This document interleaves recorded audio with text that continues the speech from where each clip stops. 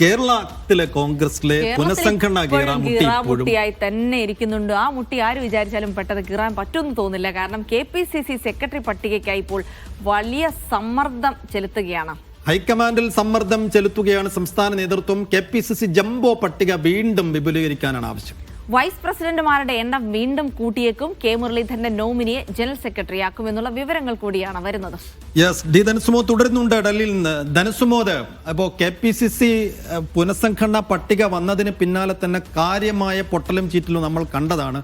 മുരളീധരൻ അന്ന് പിണങ്ങിപ്പോയെന്ന് നമ്മൾ കണ്ടത്. ഒരു വിധമാണ് അദ്ദേഹത്തെ ആ യാത്രാ സമാപന ചടങ്ങിലേക്ക് എത്തിച്ചത്. അപ്പോൾ മുരളീധരനെ അന്ന് വേദിയിലേക്ക് എത്തിച്ചിട്ടുണ്ടെങ്കിൽ കാര്യമായ ഒരു വാഗ്ദാനം അദ്ദേഹത്തിന് നൽകിയിരിക്കാം. മറ്റു ചില ആളുകൾക്കുമൊക്കെ പരാതികളുണ്ട്. അപ്പോൾ എല്ലാ പരാതികളും കൂടി പരിഗണിക്കാൻ വീണ്ടും ഈ പട്ടിക വിപുലീകരിക്കാൻ പോകുന്നു എന്ന് തന്നെയാണോ നമ്മൾ മനസ്സിലാക്കുന്നത്?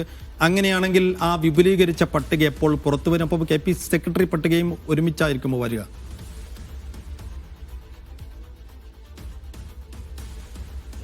ഈ KPCC ഭാരവാഹി പട്ടികയുമായി ബന്ധപ്പെട്ട് നമ്മൾ നൽകിയ വാർത്തകളൊന്നും പതിരായി പോയിട്ടില്ല. എല്ലാം വളരെ കൃത്യമായി നേരത്തെ തന്നെ ഉപാധ്യക്ഷന്മാരുടെ അവരുടെ ഈ എണ്ണം 2 അക്കം കടക്കും എന്നുള്ള അടക്കമുള്ള കാര്യങ്ങളായിരുന്നു പറഞ്ഞിരുന്നത്. അതുപോലെ തന്നെ സംഭവിക്കുകയും ചെയ്തിരുന്നത്.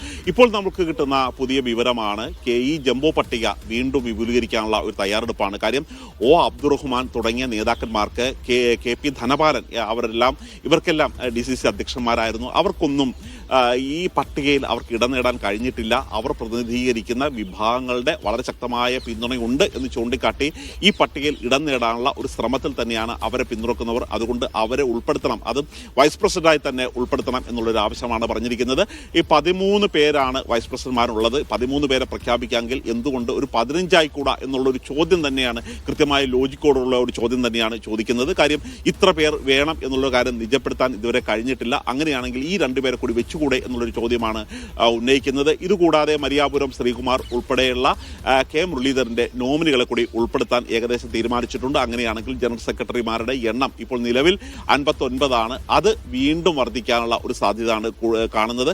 മാത്രമല്ല KPCC സെക്രട്ടറിമാരുടെയും എക്സിക്യൂട്ടീവുകളുടെയും അവരുടെ ഒരു പ്രഖ്യാപനം ഇതുവരെ നടന്നിട്ടില്ല. പ്രതിപക്ഷ നേതാവ് VD സതീശനാണ് ഇക്കാര്യത്തിൽ നിർബന്ധമായും ഇത് ഉടൻ തന്നെ പ്രഖ്യാപിക്കണം എന്നുള്ള ആവശ്യം ഹൈക്കമാൻഡിന്റെ മുന്നിൽ വെച്ചിരിക്കുന്നത്. കാര്യം ഈ താഴെത്തട്ട് പ്രവർത്തിക്കേണ്ട നിയമസഭാ തെരഞ്ഞെടുപ്പും ലോക്കൽ ബോഡി തദ്ദേശ സ്വയംഭരണ തെരഞ്ഞെടുപ്പും അടുത്തു വരുമ്പോൾ ഈ ചെറുപ്പക്കാരടക്കമുള്ള ആളുകളാണ് അവരുടെ രാപകലില്ലാതെ പ്രവർത്തിക്കേണ്ടത്. അപ്പോൾ സ്വാഭാവികമായും അവരുടെ പേര് വരുന്ന ഒരു പട്ടിക പുറത്ത് എത്രയും വേഗം വിടേണ്ട ആവശ്യമുണ്ട്. അതുകൊണ്ട് തന്നെ അത് എത്രയും വേഗം പ്രസിദ്ധീകരിക്കണം എന്നുള്ളൊരു കാര്യമാണ് സംസ്ഥാന നേതൃത്വം ഹൈക്കമാൻഡിനോട് ആവശ്യപ്പെട്ടിരിക്കുന്നത്.